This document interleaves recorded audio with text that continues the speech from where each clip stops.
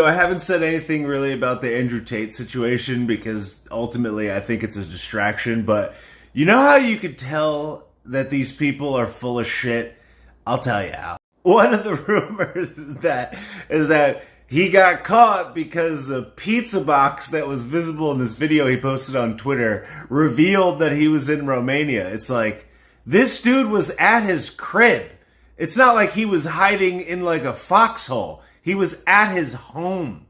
And then on top of that, he posted a video on Twitter 3 days ago. It's literally his feet in the grass and then scenery. And the caption is Romania. It's like the dude said he was there. It's not like he was hiding somewhere. And look, I don't know the truth of the situation any more than you do, but here's a couple things that are clearly obvious.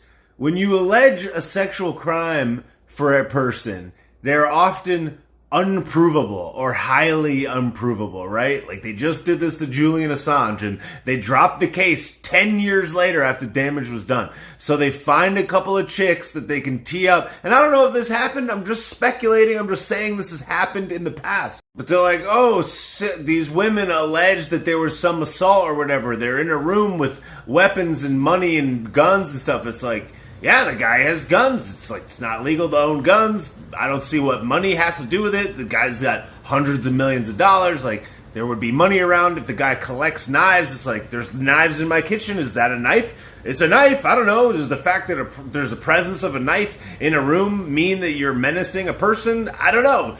Not really, but yeah, I mean, maybe these things happen, but it's like, this is what they're saying. They're like, oh, there's a photo, there's knives, and there's a gun, and there's money. It's like, who cares about the money? And it's not legal to own a gun. So you don't have to agree with what Andrew Tate says, but it's just like, if there's some photo that depicts a gun and a knife and money in a room at the same time as these people, it's like, what are you just sitting, you're taking photos? Like, do you sneak the photo on a secret camera? Like, what is the context of this photo? I don't think to have a photo of a knife and a gun.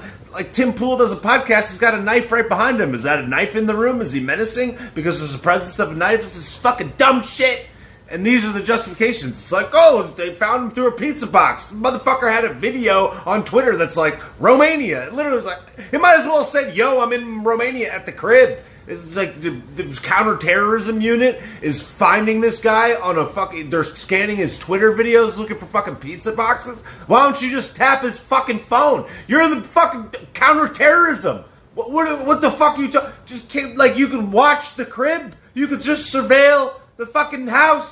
So like all this stuff is just total bullshit in my opinion. It's like, I don't know what the true reality of it is, but it's like, this guy is like physically in good shape, like probably has no problem attracting women, owns like a jet and hundreds of thousands of subscribers. They pay him all types of money all the time. He's got a fucking yacht, millions of dollars, 37 cars, like houses in multiple locations. Like the guy clearly has money. You're telling me that this guy that has hundreds of millions of dollars is like holding women hostage so they'll make videos on OnlyFans? There's about 50 fucking million women in the world that do those shits for free on their own.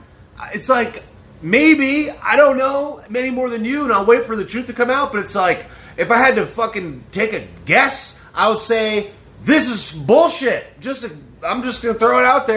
Plus, it's like, yeah, this is OnlyFans. It's like, you know how many people have OnlyFans that are unsuccessful? It's like, you know how much money these people make?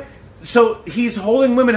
You could probably walk. You could probably hold $1,000 in your hand and walk down the street in Romania and find 50 people that'd be willing to do this in the afternoon. You could just drive down the street in a Bugatti. Like, hey, I have a Bugatti. I'll pay you $1,000. Well, what do you need to be holding people hostage for? What's the probability this motherfucker did that? And if you want to say, oh, he says misogynistic shit online or whatever. Yeah, I'm not defending the guy. I'm not defending what he said. I'm just saying the probability of this shit being true is like -5. And I'll wait for it for the truth to come out or whatever. But it's like, to me, this is a public humiliation tactic to get everybody to know that if you don't shut the fuck up, they'll find a way to lock you up. Or like, yeah, maybe it's the other way around. A person that's out there telling, like, look, again, you don't have to agree with the guy. But it's like, let's frame it up here. A guy that tells men to be physically strong and physically fit and not listen to the lies that are told you by these establishment fucking demons.